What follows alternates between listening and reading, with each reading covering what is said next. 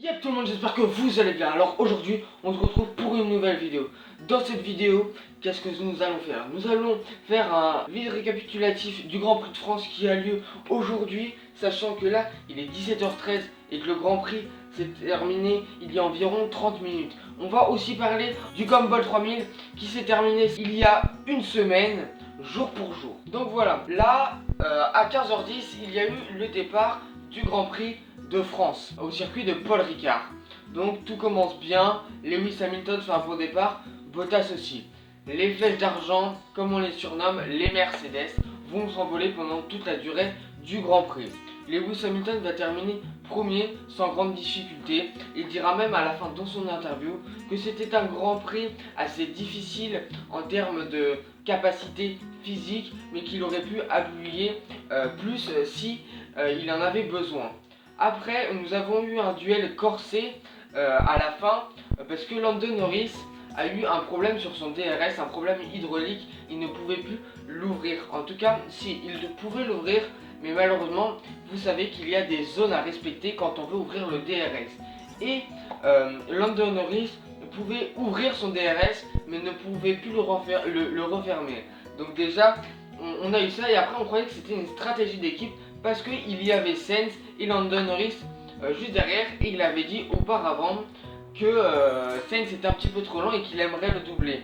Donc on croyait que c'était une stratégie d'équipe de dire à Lando Norris qu'il ne pouvait pas le dépasser parce que son DRS n'allait pas se refermer, mais non.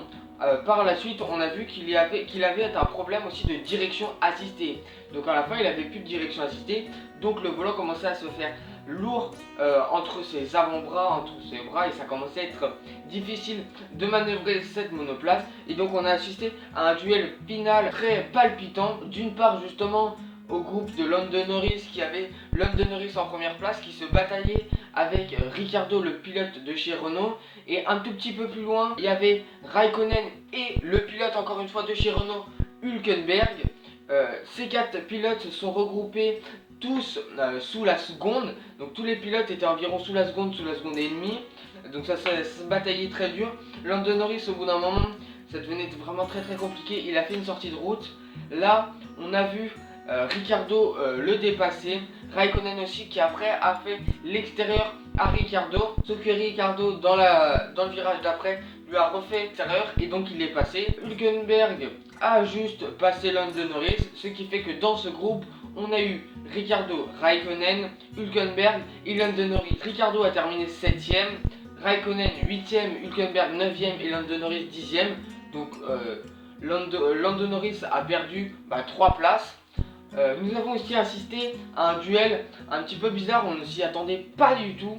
En gros, Leclerc, il faut savoir que pendant toute la course, il était assez loin de Bottas. Déjà, Bottas était à 13 secondes de Lewis Hamilton et il avait abandonné parce que Lewis Hamilton a fait une course très linéaire, il n'a fait aucune faute, il était très concentré, même si au premier tour il a eu une petite erreur d'inattention, mais il a su se ressaisir et c'est ce qu'a dit Bottas. Et donc en gros il le laissait partir, il sait garder la distance un petit peu entre lui et Leclerc pour essayer de garder sa deuxième place. Il a réussi, mais ce qu'il faut savoir c'est que dans les deux derniers tours, on a assisté à un duel à l'avant de la course entre Leclerc et Bottas. Ça s'est joué à la fin, même qu'au dernier tour, Leclerc, un compétiteur, il n'a pas abandonné, il a essayé de le faire à l'intérieur, il n'a pas réussi.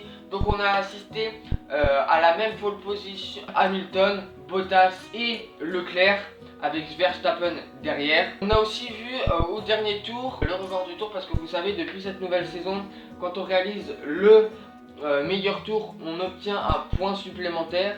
Et donc Vettel il s'est dit que de toute façon il avait 53 secondes d'avance sur Sainz. Il s'est dit je vais tout essayer mais je vais terminer avec le meilleur tour. Donc il s'est laissé juste un tour d'essai. Il fallait qu'il mette tout en œuvre pour y arriver. Au 52e tour, il a chaussé les gommes soft, donc les gommes les plus rapides. Donc il a décidé au dernier tour d'utiliser des gommes soft, donc les plus rapides. Et il a signé le record du tour devant Lewis Hamilton à 200e. Donc voilà les gars, maintenant passons à la deuxième partie de cette vidéo, le Gumball 3000 qui a eu lieu la semaine dernière. Cette course illégale, parce que oui c'est un peu une course illégale parce qu'elle se déroule sur route ouverte, est parti de Mykonos et se rendait jusqu'à Ibiza, passant par la principauté de Monaco. Donc pourquoi cette course c'est un spectacle. C'est un spectacle pour nos oreilles, pour nos yeux, parce qu'on peut voir des gros convois de supercars luxueuses. Comme cette année par exemple on a eu une Vulcan, c'était vraiment magnifique. Cette course regroupe les plus grandes célébrités, comme il y a quelques années Lewis Hamilton y a participé, ou encore l'année dernière le DJ Usher. Par contre, ce qu'il faut savoir sur cette course, c'est que c'est une course très élitiste. Chaque participant devra débourser au minimum 60 000 euros. Oui, vous m'avez bien entendu, 60 000 euros pour participer à cette course. Et ceci ne s'arrête pas là. Il ne faut pas juste participer. Vous pouvez aussi enchérir pour monter plus haut sur la pole position du gumball au début, et cela peut monter jusqu'à des sommes astronomiques qui peuvent toucher jusqu'aux millions. Ça coûte des fois très très cher en plus du plein, etc.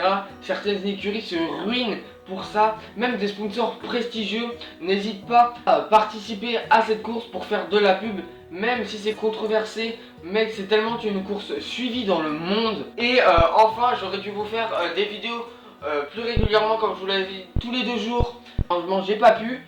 Donc là, on reprend. J'espère que ces 2 thèmes vous auront intéressé et on se retrouve dans 2 jours. Sur ce, on se dit peace.